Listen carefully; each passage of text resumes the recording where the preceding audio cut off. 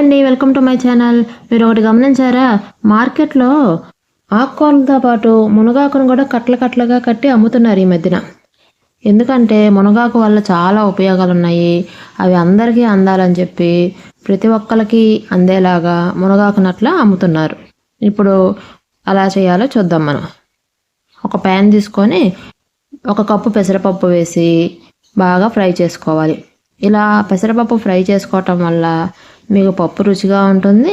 అలానే కందిపప్పు కాకుండా పెసరపప్పు వాడటం వల్ల మీకు ఎలాంటి వేడి చేయకుండా ఉంటుంది. ఎందుకంటే మునగాకు వేడి, ఇంకా కందిపప్పు వేడి, అందుకని పెసరపప్పుతో చేసుకుంటే చాలా మంచిది.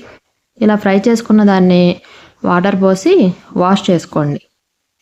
వాష్ చేసిన దానిలోకి మళ్ళీ కావాల్సినన్ని వాటర్ తీసుకోండి. ఇప్పుడు ఈ వాటర్లోకి సన్నగా కోసుకున్న మునగాకును వేసుకోవాలి. ఇక్కడ నేను ఈనెలతో పాటు వేస్తున్నాను. మునగాకు ఈనెలు చాలా సన్నగా ఉంటాయండి మెంతికూర కన్నా కూడా, అందుకని ఆ పరినే వేసేస్తున్నాను. ఇప్పుడు అందులోకి సన్నగా కట్ చేసి పెట్టుకున్న ఉల్లిపాయ, పచ్చిమిరపకాయ ముక్కలు, టమాటా ముక్కలు కూడా వేసుకుంటున్నాను. ఇప్పుడు 1 రెమ్మ కరివేపాకు, అలానే సన్నగా కట్ చేసుకున్న కొంచెం కొత్తిమీర వేసుకున్నాను. ఇప్పుడు ఇందులోకి రుచికి సరిపడు కారము, కొంచెం పసుపు వేసుకొని కొంచెం చింతపండు వేసుకోవాలి. ఇప్పుడు దీని అంతటిని ఒకసారి కదుపుకొని మూత పెట్టి ఒక 3 విజిల్స్ వచ్చే వరకు ఉడికించుకోవాలి. మనం మునగాకు తీసుకోవటం వల్ల ఇమ్యూనిటీ చాలా పెరుగుతుందండి. అందుకని వానాకాలంలో ఎక్కువగా తింటూ ఉండండి. మనకు ఆకు కూడా మంచిగా దొరుకుతుంది వానాకాలంలో. చూసారా, చక్కగా ఉడికిపోయింది. ఇప్పుడు ఒక గరిటె తీసుకొని దాన్ని కదిపారంటే మెత్తగా అయిపోతుంది.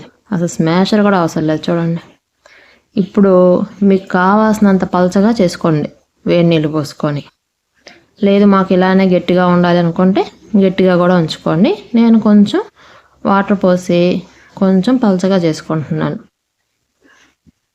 ఇలా పలచగా చేసుకున్న తర్వాత దీనిలోకి రుచికి సరిపడు ఉప్పు వేసుకోండి.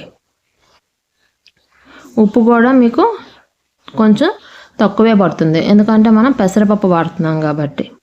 సో చూసుకొని కావాల్సినంత ఉప్పు వేసుకోండి. ఉప్పు కూడా కలిసేలాగా ఒక 2 నిమిషాల పాటు బాగా కలుపుకోండి. ఇప్పుడు దీనికి మరింత రుచినిచ్చే పోపు పెట్టుకుందాం. ఒక పాన్లోకి ఆయిల్ తీసుకొని ఆయిల్ హీట్ అయిన తర్వాత అందులోకి జీలకర్ర,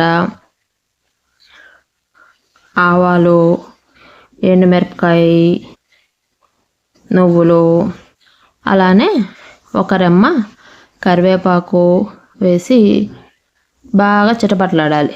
లాస్ట్లో 1 రెమ్మ వెల్లుల్లి, అలానే కొంచెం ఇంగువ కూడా వేసి తాలింపు తెచ్చి పప్పులో వేసుకోండి.